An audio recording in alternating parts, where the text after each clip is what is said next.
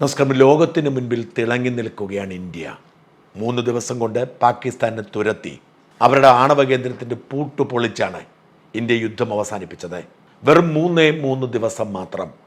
ആ ദിവസം കൊണ്ട് പാകിസ്ഥാൻ്റെ അഹങ്കാരം ഇന്ത്യ ഇല്ലാതാക്കി.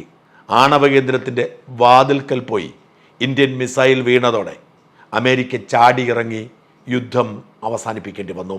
പാകിസ്ഥാൻ ലോകത്തിൻ്റെ കാലിൽ പിടിച്ചാണ് യുദ്ധം അവസാനിപ്പിച്ചത്.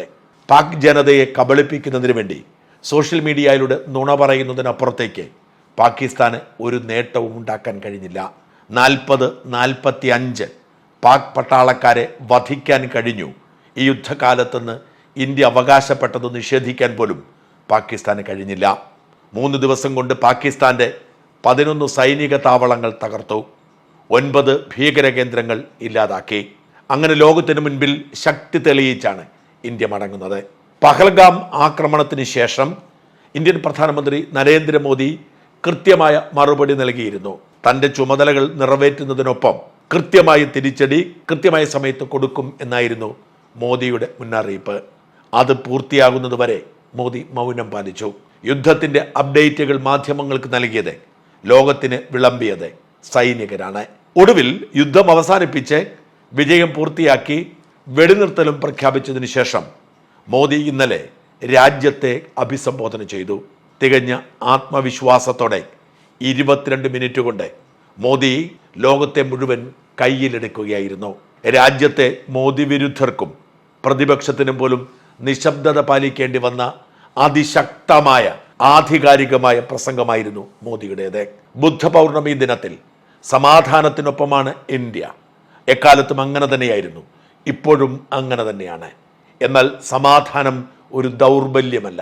സമാധാനത്തിൻ്റെ കാതൽ കരുത്താണ്. കരുത്ത് തെളിയിച്ചുകൊണ്ട് തന്നെയാവും ഇനി ഇന്ത്യ സമാധാനത്തിന് വേണ്ടി നിലപാടെടുക്കുന്നത് എന്ന് വ്യക്തമാക്കി. ദ ന്യൂ നോർമൽ എന്ന ഒരു വാക്ക് മോദി പ്രത്യേകം ഉപയോഗിച്ചു. അതെ, ഇന്ത്യയുടെ നിലപാട് മാറുകയാണ്, നയം മാറുകയാണ്. സമാധാനത്തിൽ അധിഷ്ഠിതമായ നിലപാട് തുടരുമ്പോഴും കരുത്തു തെളിയിച്ചുകൊണ്ടുള്ള സമാധാനം എന്ന നിലപാടിലേക്ക് മാറുന്നു. മോദിയുടെ 22 മിനിറ്റ് നീണ്ട പ്രസംഗം വളരെ വൈകാരികമായിരുന്നു. ഭീകരവാദവും സന്ധി സംഭാഷണവും ഒരുമിച്ച് പോകില്ല എന്ന് മോദി പറഞ്ഞു. രക്തവും വെള്ളവും ഒരുമിച്ചൊഴുകേണ്ടതല്ല എന്നതാണ് മോദിയുടെ പ്രിൻസിപ്പിൾ. അമ്മമാരുടെയും ഭാര്യമാരുടെയും മക്കളുടെയും മുമ്പിൽ വെച്ച് മതം ചോദിച്ച് ജീവനെടുത്ത ഭീകരതയ്ക്കെതിരെ പൊട്ടിത്തെറിച്ചുകൊണ്ട് മോദി പറഞ്ഞു, അവർ നമ്മുടെ പെൺകുട്ടികളുടെ സിന്ദൂരം മായ്ച്ചു, അവർ നമ്മുടെ അമ്മമാരുടെ സിന്ദൂരം മായ്ച്ചു. അതിന് കൃത്യമായ മറുപടി നമ്മൾ അവർക്ക് കൊടുത്തു. അങ്ങനെ അതിവൈകാരികമായി പഹൽഗാം മുതലുള്ള വിഷയങ്ങളെ ക്രോഡീകരിച്ചുകൊണ്ട് മോദി പ്രസംഗത്തിൽ ഊന്നി പറഞ്ഞത് 3 ഡോക്ട്രൈൻസ് ആണ്, അല്ലെങ്കിൽ പ്രമാണങ്ങളാണ്. സമാധാനം, കരുത്ത്, സുസ്ഥിരത. 3ഉം ഒരുമിച്ച് ചേരുന്നതാണ് ഇനിയുള്ള ഇന്ത്യയുടെ ന്യൂ നോർമൽ പോളിസി എന്നാണ് മോദി പറഞ്ഞത്. മോദിയുടെ പ്രസംഗത്തെ നമുക്ക് 10 സംഗ്രഹിക്കാം. ഒന്ന്, ഭീകരതയെ സ്പോൺസർ ചെയ്യുന്ന രാജ്യങ്ങളും തമ്മിൽ വ്യത്യാസമില്ല. നമ്മൾ ഭീകരതയ്ക്കെതിരെ സംസാരിക്കുമ്പോൾ, നമ്മൾ ഭീകരതയ്ക്കെതിരെ യുദ്ധം ചെയ്യുമ്പോൾ അത് ഭീകരതയെ സ്പോൺസർ ചെയ്യുന്ന രാജ്യങ്ങൾക്കെതിരെയുള്ള യുദ്ധം കൂടിയാണ്. കൃത്യമാണ്. പാകിസ്ഥാനെ ഭീകരതയെ സ്പോൺസർ ചെയ്യുന്ന രാജ്യമായി ഇന്ത്യ കാണുന്നു. ഭീകരതയ്ക്കെതിരെയുള്ള പോരാട്ടം എന്ന് പറഞ്ഞാൽ പാകിസ്ഥാനെതിരെയുള്ള പോരാട്ടമാണ് എന്ന് മോദി കൃത്യമായി അടിവരയിട്ട് പറയുന്നു. രണ്ടാമത്തത്, ഭീകരതയുമായി സന്ധി സംഭാഷണമില്ല. ഭീകരതയും സന്ധി സംഭാഷണവും ഒരുമിച്ച് പോവില്ല. വെള്ളവും രക്തവും ഒരുമിച്ചൊഴുകുകയില്ല. അതായത് പാകിസ്ഥാനുമായി ഇനി സന്ധി സംഭാഷണമില്ല. കാരണം പാകിസ്ഥാൻ ഭീകരതയെ സ്പോൺസർ ചെയ്യുന്നു. അതുകൊണ്ടാണ് അത് വ്യക്തമായി തന്നെ പറഞ്ഞു, ഇനി ചർച്ച നടത്തണമെങ്കിൽ 2 കാര്യങ്ങളെക്കുറിച്ച് മാത്രമായിരിക്കും ചർച്ച. ഒന്ന്, പാക് ഭീകരതയെക്കുറിച്ച്. പാകിസ്ഥാൻ സ്പോൺസർ ചെയ്യുന്ന ഏതാണ്ട് 32ലധികം ഭീകര സംഘടനകളുണ്ട് ഇന്ത്യക്കെതിരെ. അവയെ തുടച്ചു നീക്കുന്നതിനെ കുറിച്ച് വേണമെങ്കിൽ ചർച്ച ചെയ്യാം. അല്ലാതെ അവയെ സംരക്ഷിക്കുന്നതിനെ കുറിച്ചല്ല. അവയെ ഞങ്ങൾ മുച്ചൂടും മുടിക്കും, അവയുടെ വേര് ഞങ്ങൾ അറക്കും. അതിനുവേണ്ടി പാകിസ്ഥാനുമായി ചർച്ച ചെയ്യാം. 2, പാക് അധിനിവേശ കശ്മീരിനെ കുറിച്ച്. അത് ഞങ്ങളുടെ ഭൂമിയാണ്, നിങ്ങൾ അനധികൃതമായി കൈവശം വെച്ചിരിക്കുന്നു, നമുക്ക് വേണമെങ്കിൽ അതേക്കുറിച്ച് ചർച്ച ചെയ്യാം. ഇതാണ് രണ്ടാമത്തെ മോദിയുടെ സന്ദേശം. ഭീകരതയുമായി ചർച്ചയില്ല എന്നത് കൃത്യതയോടുകൂടി മോദി തെളിച്ചു പറഞ്ഞു. പാകിസ്ഥാനുമായി ചർച്ചയില്ല, ഉണ്ടെങ്കിൽ 2 കാര്യങ്ങളിൽ മാത്രമെന്ന്. മൂന്നാമത്തെ പോയിന്റ്, ഓപ്പറേഷൻ സിന്ദൂർ ഭാരതത്തിൻ്റെ പുതിയ നയമാണ് എന്നതാണ്. ഇതുവരെ നമ്മൾ സമാധാനത്തെക്കുറിച്ച് മാത്രം പറഞ്ഞുകൊണ്ടിരുന്നു. മുംബൈയിൽ ഏതാണ്ട് 2 ദിവസം തുടർച്ചയായി ഭീകരർ താണ്ഡവമാടിയപ്പോൾ, മുംബൈയിലെ പോലീസ് ആസ്ഥാനം ആക്രമിച്ചപ്പോൾ, മുംബൈയിലെ താജ് ഹോട്ടൽ ആക്രമിച്ചപ്പോൾ, നിരപരാധികളെ മനുഷ്യരുടെ ജീവനെടുത്തപ്പോൾ നമ്മൾ സമാധാനത്തെക്കുറിച്ച് വാചാലരായിരുന്നു. എന്നാൽ ഇനി നമ്മുടേത് പുതിയ നയമാണ്. ഭീകരതയ്ക്കെതിരെ വിട്ടുവീഴ്ചയില്ലാത്ത നയം. അതിൻ്റെ തുടക്കമാണ് ഓപ്പറേഷൻ സിന്ദൂർ. ഇനി ഇന്ത്യയുടെ ആത്മാവിനെ മുറിവേൽപ്പിക്കാൻ വരുന്നവരെ വെറുതെ വിടില്ല. ഓപ്പറേഷൻ സിന്ദൂർ അതിൻ്റെ തുടക്കമാണ്. ഇതാണ് പുതിയ നയം. നാലാമത് മോദി ഊന്നി പറഞ്ഞത് ഇന്ത്യൻ നിർമ്മിത ആയുധങ്ങളുടെ ഉപയോഗത്തെക്കുറിച്ചാണ്. നമ്മൾ വിദേശ ആയുധങ്ങൾ ഉപയോഗിക്കുന്നുണ്ട്. എന്നാൽ അതിനോടൊപ്പം തന്നെ ആ വിദേശ കമ്പനികളുമായി നമ്മൾ കരാറിൽ ഏർപ്പെടുമ്പോൾ ഇവിടെ അവർ ചിലത് നിർമ്മിക്കേണ്ടതുണ്ട്. നമ്മുടെ പ്രതിരോധ സംവിധാനങ്ങൾ നമ്മൾ വളർത്തിയെടുക്കുന്നുണ്ട്. അതുകൊണ്ട് ഈ യുദ്ധം അതിൻ്റെ തുടക്കമായിരുന്നു. ഇന്ത്യൻ നിർമ്മിത ആയുധങ്ങൾ, ഇന്ത്യയുടെ പ്രതിരോധ സംവിധാനത്തെ നമ്മൾ ഇനി ഉപയോഗിക്കും. അഞ്ചാമത് മോദി പറഞ്ഞത് നമ്മൾ പാകിസ്ഥാനെ ഉപദ്രവിക്കാൻ ശ്രമിച്ചിട്ടില്ല. പാക് ഭീകര കേന്ദ്രങ്ങളെ നമ്മൾ തച്ചുടയ്ക്കാൻ ശ്രമിച്ചു. എന്നാൽ പാകിസ്ഥാൻ അതിന് പകരമായി പരിശ്രമിച്ചത് നമ്മുടെ സ്കൂളുകളും ഗുരുദ്വാരകളും ക്ഷേത്രങ്ങളും മനുഷ്യർ താമസിക്കുന്ന വസതികളുമൊക്കെ തച്ചുടയ്ക്കാനാണ്. നമുക്കവയെ ഫലപ്രദമായി തടയാൻ കഴിഞ്ഞു. എന്നാൽ പാകിസ്ഥാനും ഇന്ത്യയും തമ്മിലുള്ള വ്യത്യാസം, നമ്മൾ മനുഷ്യത്വത്തിൽ വിശ്വസിക്കുന്നു, അവർക്ക് മനുഷ്യത്വമില്ല എന്ന് തുറന്നു പറയുകയാണ് മോദിയുടെ പ്രസംഗം. ആറാമത് മോദി പറഞ്ഞത് 3 ദിവസം കൊണ്ട് നമ്മൾ തിരിച്ചടി പൂർത്തിയാക്കി. പാകിസ്ഥാൻ ഞെട്ടിവിറച്ചു. പാകിസ്ഥാന്റെ ഭീഷണി നമ്മുടെ അടുത്ത് വഴങ്ങില്ല എന്നവർക്ക് മനസ്സിലായി. നമ്മളെ അവർ ഭയപ്പെടുത്താൻ ശ്രമിച്ചു. എന്നാൽ ഭയന്നു പോയത് പാകിസ്ഥാനാണ്. 3 ദിവസം നമ്മൾ പാക് കേന്ദ്രങ്ങൾ ആക്രമിച്ചു. നാശനഷ്ടങ്ങൾ ശക്തമായപ്പോൾ അവർ ലോകം മുഴുവൻ ഓടി നടന്ന് സഹായം ചോദിച്ചു. ഇങ്ങോട്ട് വിളിച്ച് യുദ്ധം നിർത്തണമേ എന്നാവശ്യപ്പെട്ടു.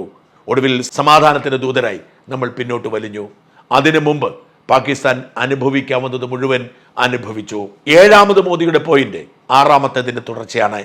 ന്യൂക്ലിയർ ബ്ലാക്ക് മെയിലിംഗ് ഞങ്ങളുടെ അടുത്ത് വേണ്ട. അതൊക്കെ പണ്ട്. നിങ്ങളുടെ കയ്യിൽ അണ്വായുധമുണ്ട്, അതുകൊണ്ട് ഞങ്ങളങ്ങ് പൊള്ളിച്ചു കളയും എന്ന് പറഞ്ഞാൽ ഞങ്ങൾ പേടിച്ചു പോകുമെന്ന് നിങ്ങൾ കരുതിയോ? ഇല്ല. നിങ്ങളുടെ അണ്വായുധ ഭീഷണിയെ മറികടന്നുകൊണ്ട് നിങ്ങളുടെ ആസ്ഥാന മന്ദിരത്ത് വരെ ഞങ്ങളുടെ മിസൈലുകൾ എത്തി. നിങ്ങളുടെ സൈനിക കേന്ദ്രങ്ങൾ ഞങ്ങൾ തച്ചുടച്ചു. നിങ്ങളുടെ ഭീകര കേന്ദ്രങ്ങൾ ഞങ്ങൾ പൂർണ്ണമായും തകർത്തെറിഞ്ഞു. അതുകൊണ്ട് അണുബോംബ് എന്ന് പറഞ്ഞുള്ള ഭീഷണിയുമായി ഇനി ഇങ്ങോട്ട് വരണ്ട. എട്ടാമത്തെ പോയിന്റ്, ഇതൊരു താൽക്കാലിക വെടിനിർത്തലാണ് എന്നതാണ്. ഓപ്പറേഷൻ സിന്ദൂർ അവസാനിച്ചിട്ടില്ല. ഓപ്പറേഷൻ സിന്ദൂർ തുടങ്ങി വെച്ചു, തൽക്കാലത്തേക്ക് നിർത്തിവെച്ചു. ഞങ്ങളിത് പൂർണ്ണമായും അവസാനിപ്പിക്കും എന്ന് ആർക്കും വാക്കു കൊടുത്തിട്ടില്ല. ഞങ്ങൾ മനുഷ്യത്വപരമായ നിലപാടെടുത്തിരിക്കുന്നു. ആ നിലപാട് ഞങ്ങൾ നിരീക്ഷണത്തിലാക്കുന്നു. ഇനി പാകിസ്ഥാൻ പ്രകോപിപ്പിച്ചാൽ, ഞങ്ങളുടെ ആത്മാവിനെ ചൊറിയാനെത്തിയാൽ, ഇനി ഏതെങ്കിലും ഒരു ഭീകരാക്രമണം നടന്നാൽ ഓപ്പറേഷൻ സിന്ദൂർ തുടരും. ഇത് അവസാനമല്ല, ഇതൊരു താൽക്കാലിക പോസിംഗ് ആണ്, നിർത്തിവയ്ക്കലാണ്. ഒൻപതാമത്തെ പോയിന്റ്, യുദ്ധം ശാശ്വതമല്ല, സമാധാനമാണ് ശാശ്വതം. ഇത് യുദ്ധത്തിന് പറ്റിയ സമയമല്ല, ഇത് സമാധാനത്തിന്റെ സമയമാണ്. എന്നാൽ അതുപോലെ തന്നെ പ്രധാനപ്പെട്ടതാണ്, ഇത് ഭീകരതയുടെ സമയവുമല്ല. യുദ്ധത്തെ ഞങ്ങൾ ഇഷ്ടപ്പെടുന്നില്ല, ഭീകരതയെയും ഞങ്ങൾ ഇഷ്ടപ്പെടുന്നില്ല. യുദ്ധം വേണ്ട എങ്കിൽ ഭീകരതയും ഉണ്ടാവരുത്. ഭീകരതയുണ്ടെങ്കിൽ യുദ്ധമുണ്ടാവും. പാകിസ്ഥാനുള്ള അടുത്ത മുന്നറിയിപ്പാണ്. ഇനി ഒരു പഹൽഗാം ആക്രമിച്ചാൽ ഞങ്ങൾ കാത്തിരിക്കുകയാണ് പകരം ചോദിക്കാൻ. അപ്പോൾ നിങ്ങൾ അനുഭവിക്കുന്നത് സമാനതകളില്ലാത്ത ദുരിതമായിരിക്കുമെന്ന മുന്നറിയിപ്പ്. പത്താമത്തെ പോയിന്റ് ഏറെ ശ്രദ്ധയോടെ കേൾക്കേണ്ടതാണ്. സമാധാനത്തോടെ ജീവിക്കാനുള്ള ആഗ്രഹം ഓരോ ഇന്ത്യക്കാർക്കുമുണ്ട്. സുരക്ഷിതമായി ജീവിച്ചാൽ മാത്രമേ അവർക്ക് സമാധാനമുണ്ടാവൂ. സുരക്ഷ സമാധാനത്തിന്റെ ഭാഗമാണ്. വികസനത്തെക്കുറിച്ച് അവർക്ക് ചില സ്വപ്നങ്ങളുണ്ട്. അതിനുവേണ്ടി നമ്മൾ പരിശ്രമിച്ചുകൊണ്ടിരിക്കുകയാണ്. വികസനവും സുരക്ഷയും ഒരുമിച്ച് പോവേണ്ടതാണ്. അതുകൊണ്ട് തന്നെ സമാധാനവും വികസനവും സുരക്ഷയും നടപ്പിലാക്കണമെങ്കിൽ ശക്തിയും ഉണ്ടാവണം. ശക്തി ഉണ്ടെങ്കിൽ മാത്രമേ, സ്ട്രെങ്ത് ഉണ്ടെങ്കിൽ മാത്രമേ സമാധാനവും സുരക്ഷയും വികസനവും ഉണ്ടാവൂ. അതുകൊണ്ട് സമാധാനത്തിനും സുരക്ഷയ്ക്കും വികസനത്തിനും വേണ്ടി ഞങ്ങൾ ശക്തിയിൽ കേന്ദ്രീകരിക്കുകയാണ്. ഞങ്ങളുടെ ശക്തിയെ വില കുറിച്ച് കാണരുത്. അത് നിങ്ങൾക്ക് ഗുണത്തെക്കാളേറെ ദോഷം ചെയ്യും. ഈ 10 കാര്യങ്ങളാണ് മോദി ഊന്നി പറഞ്ഞത്.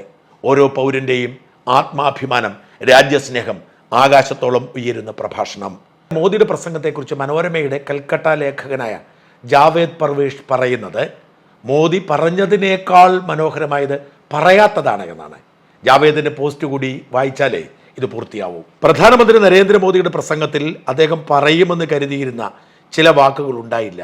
ന്യൂക്ലിയർ ബ്ലാക്ക് മെയിൽ ഇന്ത്യക്ക് നേരെ നടക്കില്ലെന്നും, ഇനി 2 കാര്യങ്ങളുമായി മാത്രമേ പാകിസ്ഥാനുമായി ചർച്ച നടത്തുകയുള്ളൂ എന്നും, അത് ഭീകരത, പാക് അധിനിവേശ കാശ്മീർ എന്നിവ മാത്രമാണ് എന്ന് പറഞ്ഞ മോദിയുടെ പ്രസംഗത്തിൽ എനിക്ക് ഇഷ്ടപ്പെട്ടത് അദ്ദേഹം പറയാത്ത കാര്യങ്ങളാണ്. TV ചാനലുകൾ ഒന്നടങ്കം ആർത്തു വിളിച്ച റാഡിക്കൽ ഇസ്ലാം, ഇസ്ലാമിക ടെറർ, ജിഹാദ് തുടങ്ങിയ പദങ്ങൾ അദ്ദേഹം ഉപയോഗിച്ചതേയില്ല. പകരം അദ്ദേഹം പറഞ്ഞത് നിരപരാധികളെ മതം നോക്കിക്കൊന്നത് ക്രൂരമാണെന്നും രാജ്യത്തിന്റെ ഐക്യവും സൗഹാർദ്ദവും നശിപ്പിക്കാനുള്ള ശ്രമമാണ് ഇതെന്നും ആണ്. വ്യക്തി എന്ന നിലയിൽ ഇത് തന്നെ വേദനിപ്പിച്ചുവെന്നും മോദി കൂട്ടിച്ചേർത്തു. ഭീകരാക്രമണത്തിന് ശേഷം രാജ്യം, എല്ലാ ജനങ്ങളും, എല്ലാ വിഭാഗക്കാരും, എല്ലാ രാഷ്ട്രീയ പാർട്ടികളും ഒറ്റക്കെട്ടായി ഭീകരതയ്ക്കെതിരെ നിന്നു.